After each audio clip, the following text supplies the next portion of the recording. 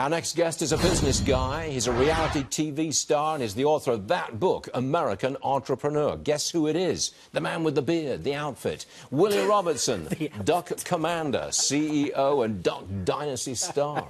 The outfit. Well, it's an outfit. I mean, this headband and the beard. Oh, yeah. It's good to hear your voice again. I just came in from Scotland and London, so it's good to hear that soothing, lovely voice. You couldn't understand a word they said in Scotland, could you? A little bit, a little bit. They couldn't understand a word. Oh, that's for sure. But I had my little shooting twill on, and it was fun. America Entrepreneur, great book. You started out, your entrepreneurial days started selling bubble gum, wasn't it? Wasn't it? It was, bubble gum was my first big business. My first one was a worm farm. Have you ever farmed worms? Well, I was a fisherman in my youth, so I know what you're talking about. Yeah, you were my customer, but that was real labor intensive, and the checkout was really long. But started that, and my inventory kept getting stolen by my brothers. So a guy gave my father a box of bubble gum, and now in 5th grade I could have chewed the whole box, or I could sell it for 50 cents a piece. I had no money in it.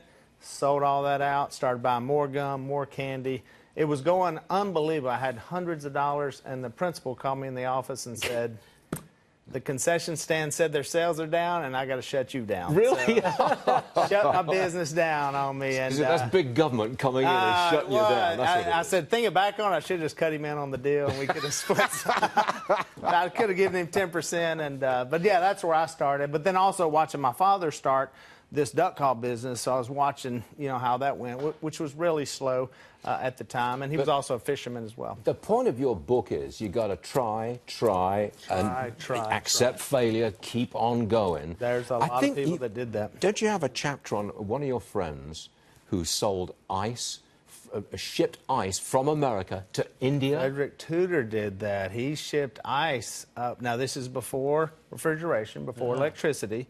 What a genius thought. May have taken the idea from his brother. He may have said it at a party. His brother, which I understand that. He may take a good idea and say, but they did. They went and out of the Boston area, cut the ice up, shipped it, and figured out how to make it not melt. They wrapped it in sawdust. And it sold? And well, here was the thing. I never thought about this till the book, that if you never had ice, you don't know the value of it. You don't know that it's better cold, drinking some. So he gave little samples to the bartenders and said, here, you ought to try this. And then people like these cold drinks. And then they were like, now we got to have more of the cold drinks. And so he kept shipping more ice. So when refrigeration came in, that business went down. But he made a lot of money. Okay, big picture. I take it you believe that President Trump has been very good for the entrepreneurial spirit?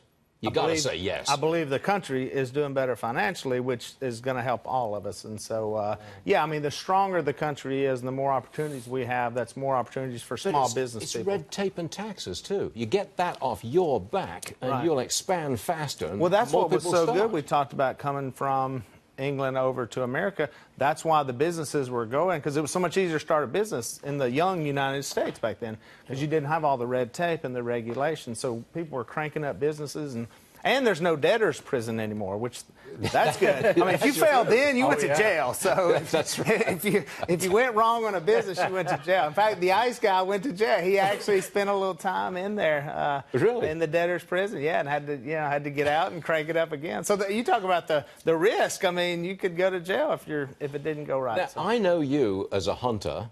The duck call thing, whatever.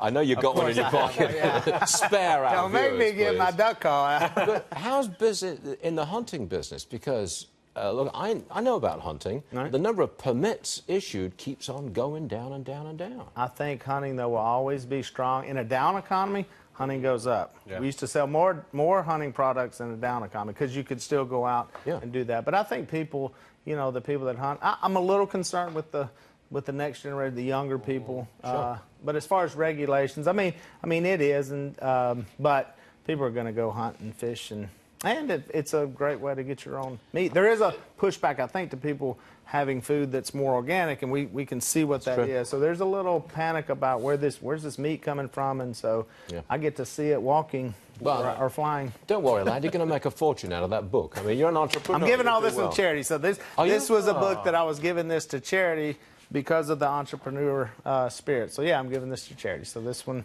I'm not making any money off this one. I'm giving this one, which is in the book. So. You are a good man. Thank you. I appreciate it. Don't care what they say. I think you're a good man.